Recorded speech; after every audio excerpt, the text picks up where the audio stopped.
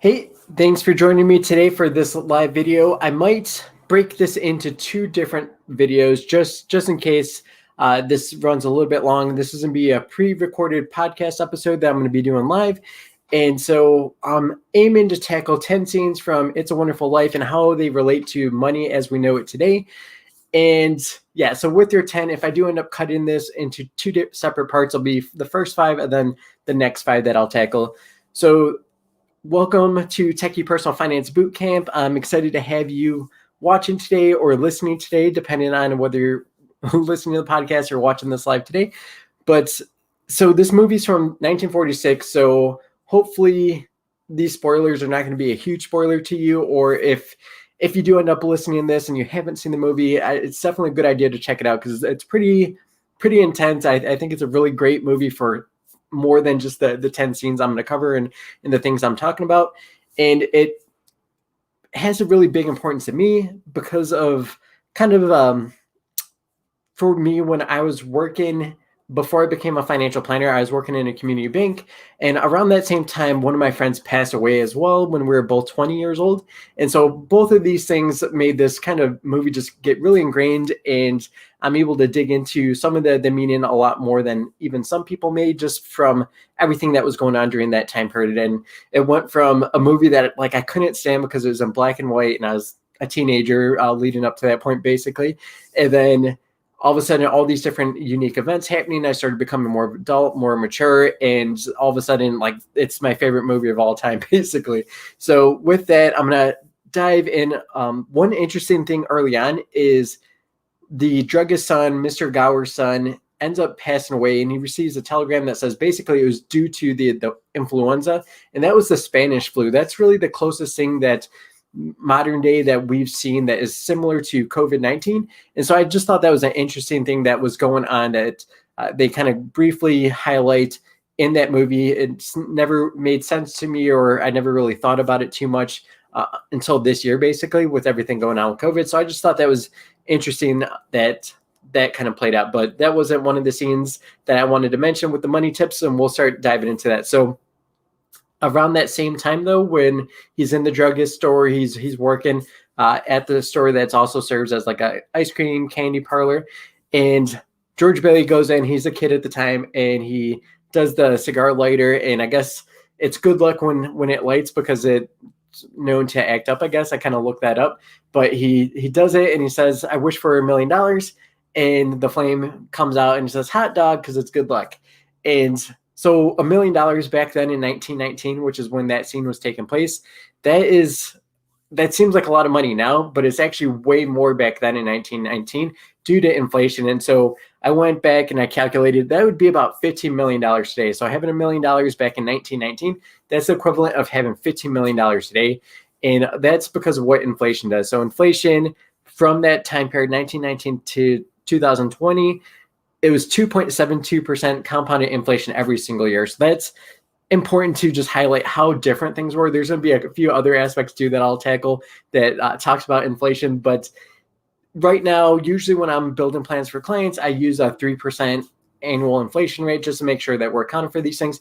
And if that does end up playing out, that 3% annual inflation, that means the cost of things are going to double every 24 years. So that's important to be aware of.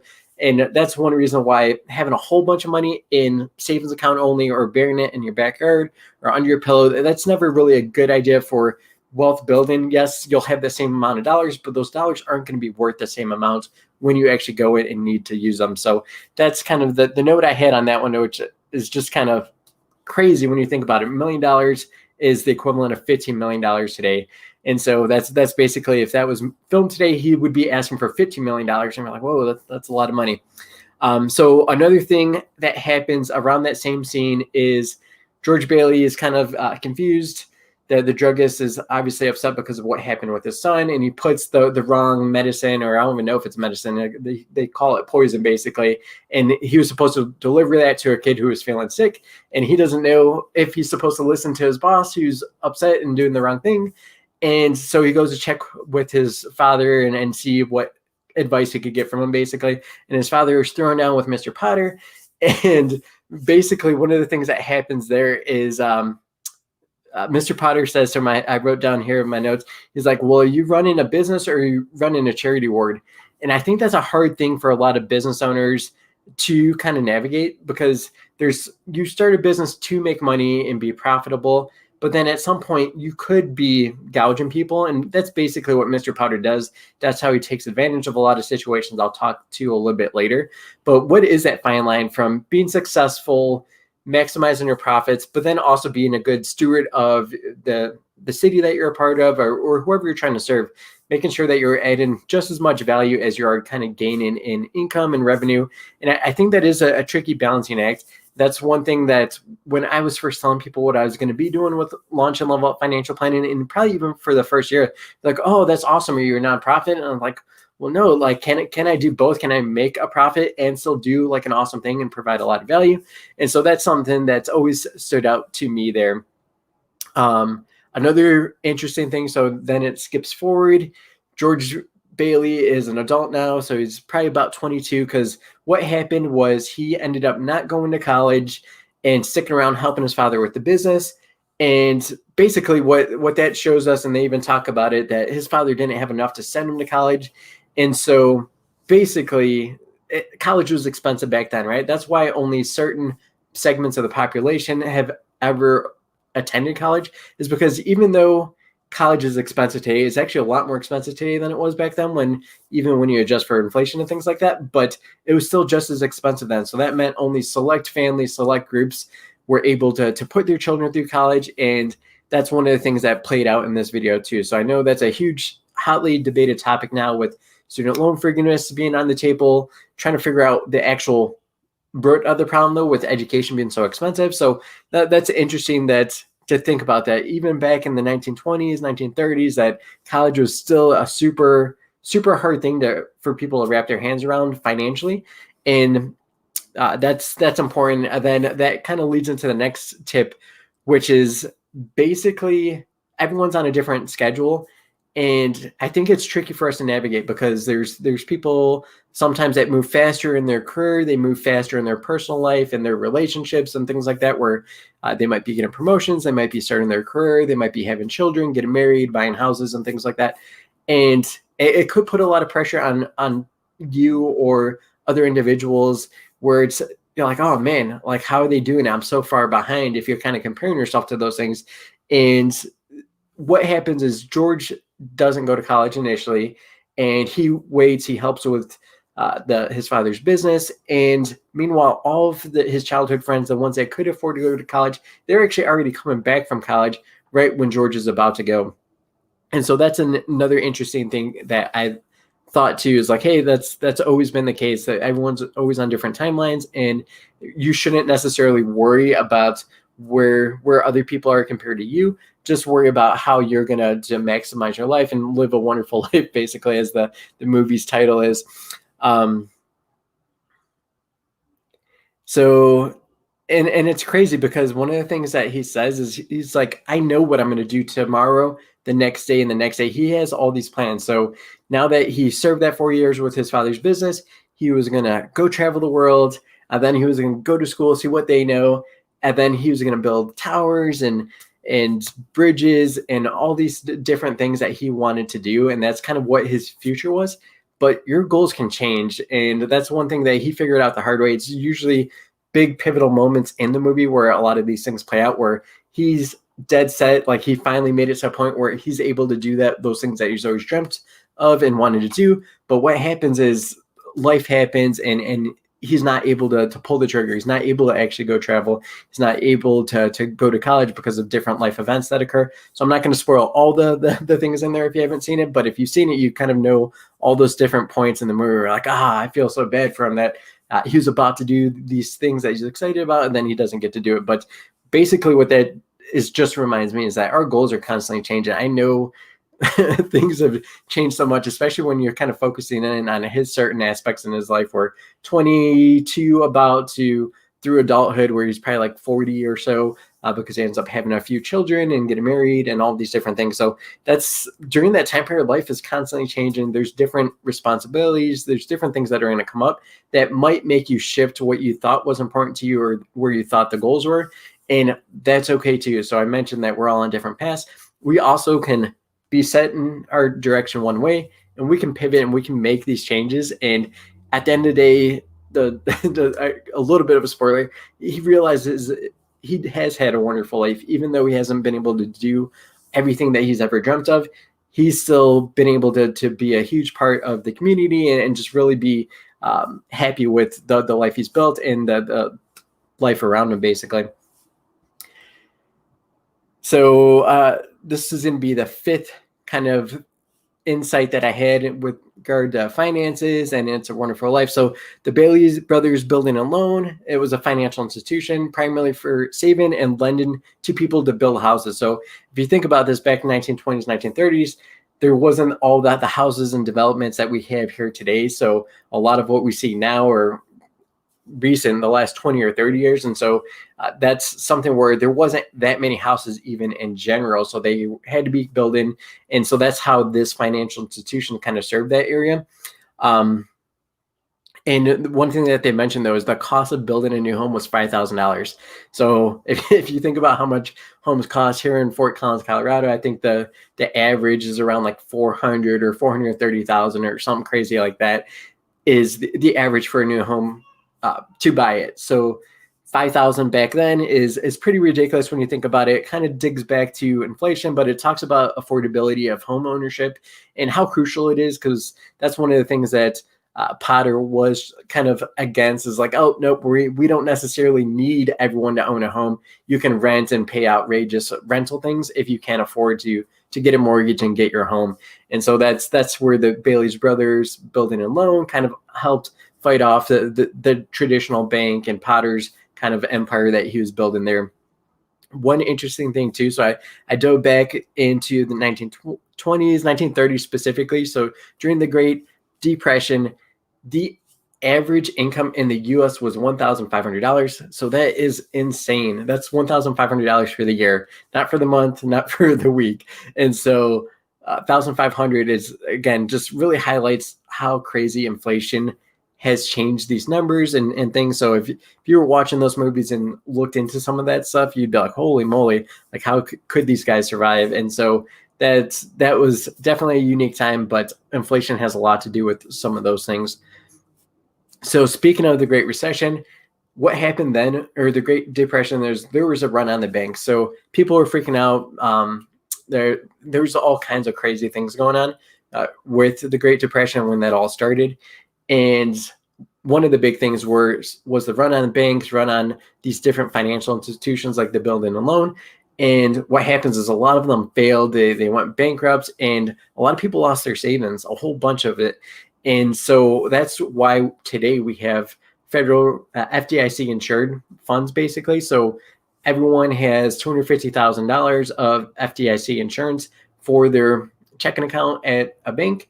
And as long as it's FDIC insured bank, right? There's been new institutions, online institutions that pop up and act like a bank, but sometimes they're not always regulated and they don't have that FDIC insurance. So that's one thing you always want to keep an eye out. But that's what created that insurance. Before that, back during the Great Depression, a lot of people did lose huge chunks of their savings because it wasn't federally insured. So I think it was about 1934 is when they're like, oh, yep, people had a really tough time navigating this, having confidence in the financial institutions. And so then they had to create that FDIC insurance for that. Back then it was super low. Even back when I was working at the community bank, is $125,000, and then the Great Recession occurred, and so they doubled that to $250,000, and it's been there ever since. So yeah, that's an interesting thing, and also what was going on there. So how people were losing their money because it wasn't insured, they were panicking, and what Potter ends up doing is he's seeing that as a buying opportunity. And if you've been following the news, if you've been noticing some of the things saying like, well, the economy is doing really well, or the stock market's doing really well. The stock market's different than just normal everyday people. And so what happens is large companies, extremely wealthy individuals and people and businesses, they have a lot more resources. And so when things go crazy and people start to panic, things start to fall, they can wait longer. They have more resources. Because they have more resources, they can be more relaxed. They can be more confident. Like, hey, we're going to make it through this just fine. We don't have to panic. Meanwhile, everyone else who is living paycheck to paycheck or month to month or year to year, like they're freaking out. And so these wealthy individuals and businesses, they're able to kind of cherry pick the opportunities and really buy things at a huge discount. So that's not something that normal everyday people are able to afford. They don't have the luxury during a recession to be able to dump more money into things or buy things when they're on sale and cheap all the time. And so that's one interesting thing that's occurred even right now with everything going on with COVID is, yeah, a lot of the richest companies in the world only got really richer, basically. Meanwhile, there's a lot of small businesses going out of business, a lot of people struggling that are kind of middle class or lower, because although they may have been doing fine, they may have built up some retirement savings over the course of their career. What happens is they get laid off and they didn't have enough of a buffer. They have to start withdrawing. So basically they're resetting their whole situation. Even if they had $100,000, if you had $70,000 or $80,000 of income and that's now gone, you're going to really drain those retirement accounts. And that's one of the things that's been occurring now. And that occurs a lot of times when these different recessions hit, is the people that are most impacted, most negatively impacted, are the ones that really end up restarting everything, or even worse, the people that didn't even have resources to draw from, they go into credit card debt, and then they struggle to keep up and kind of get out of the hole that they end up digging themselves. So it's really interesting how that stuff works. And when you do start to have resources, though, I think that does highlight things like your 401k. If you are employed, that's really the biggest thing. If you're able to stay employed, don't panic about the investment portion of your resources. So if you have a 401k, hopefully that's long-term money. You're not going to need it until you retire. But by not panicking and not doing the wrong thing at the wrong time, that can help you avoid huge mistakes. And it does allow you to think a little bit more like a wealthy person, even though in the grand scheme of things, you're not going to be in the top 1% most likely if you're watching this video, but you might have resources. And the key is to be confident, build a financial confidence to where you don't panic and you don't end up doing the wrong thing at the wrong time. And so that's one of the things that happens in the movie. And that's why a lot of people lost their savings, and why Potter was able to gobble up a lot of businesses in that area. And so number 8, so memories over dollars. This is an interesting thing that happens in that movie too. So there's a run on the bank, which means there's a run on the buildings and loan, or savings and loan. And what happened is they didn't have any money because they had to pay back all their loans to the bank because their bank was running low on money. And so they had no money left. Everyone wanted to withdraw their deposits.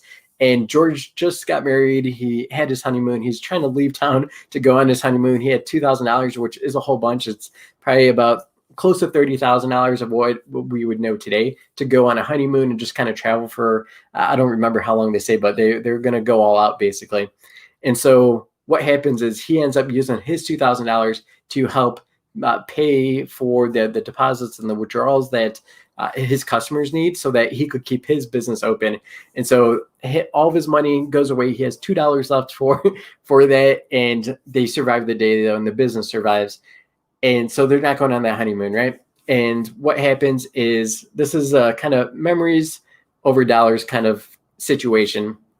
His wife and a couple of their good friends end up creating a really unique kind of situation, really making lemonade out of lemons, basically, because what they do is they go have a nice fancy dinner in a broken down house, a drafty old house that has busted windows, busted doors, hasn't been lived in for a long time.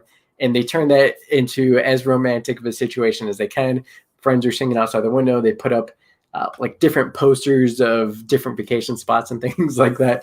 And so they create some crazy, awesome memories that I'm sure they'll remember forever. They actually end up making that home into their actual home.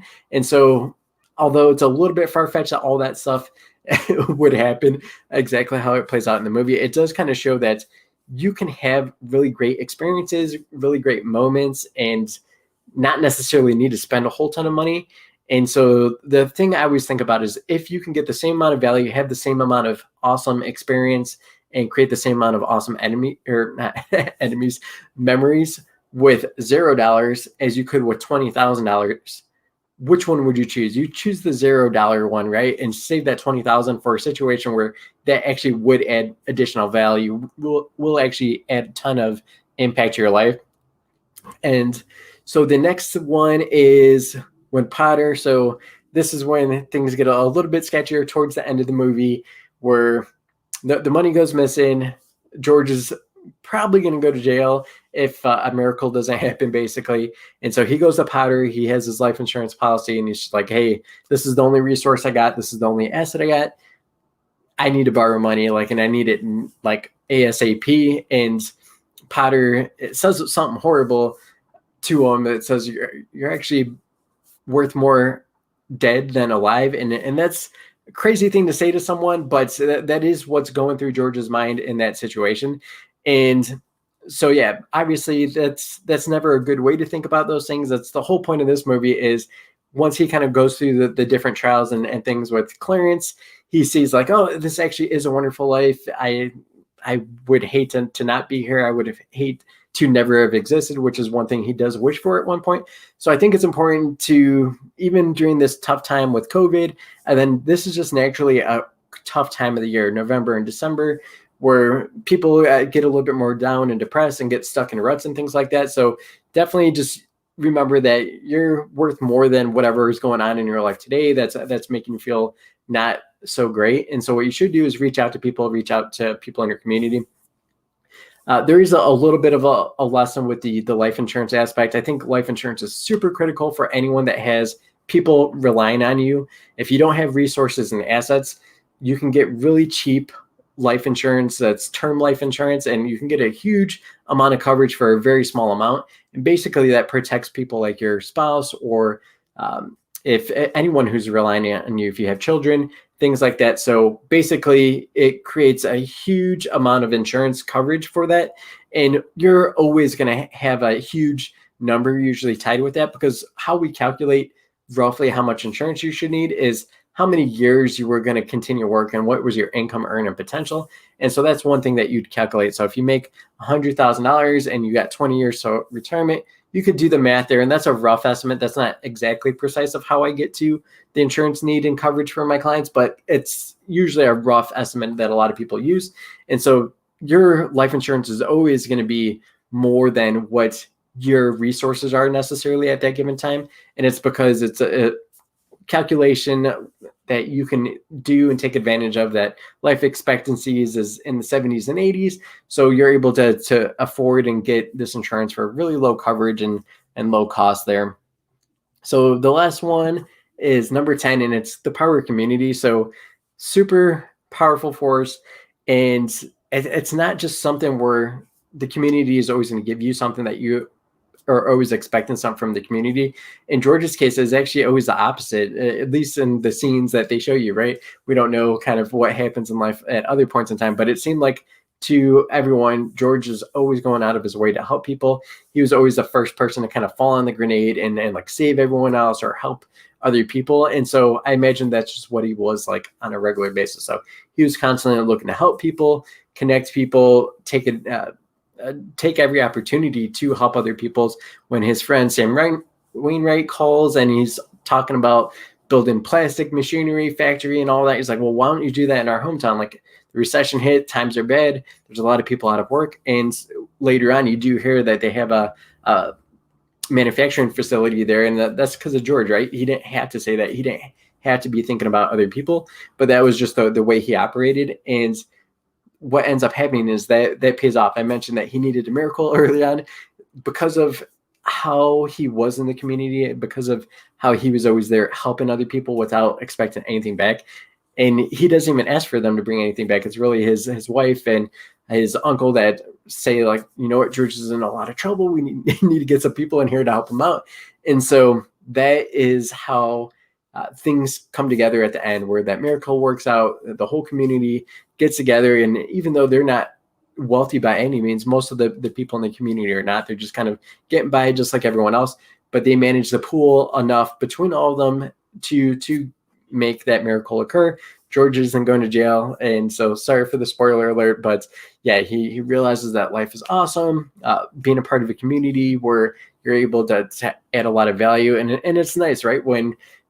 If you do need something, that you know that people would step up and help you out because of the type of person you are, because of how you've helped out other people. So hopefully that wasn't as long as I thought, luckily. So I just kind of cranked through those.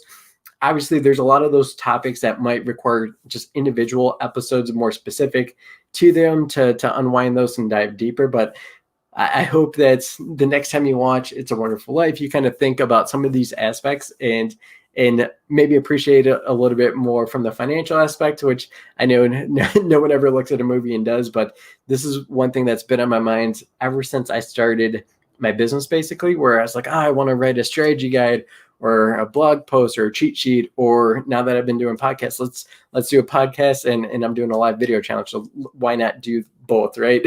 Kill two birds with one stone there. So thanks for joining me. I look forward to releasing this here in the next couple of weeks on the podcast. So if you miss it and just jumping in at the very end, definitely go and listen to the whole thing. And if you want, you can find it on YouTube and play it at 2x speed, and it'll sound a little bit funny, but you'll get through it twice as fast. So thanks for joining me. Happy holidays.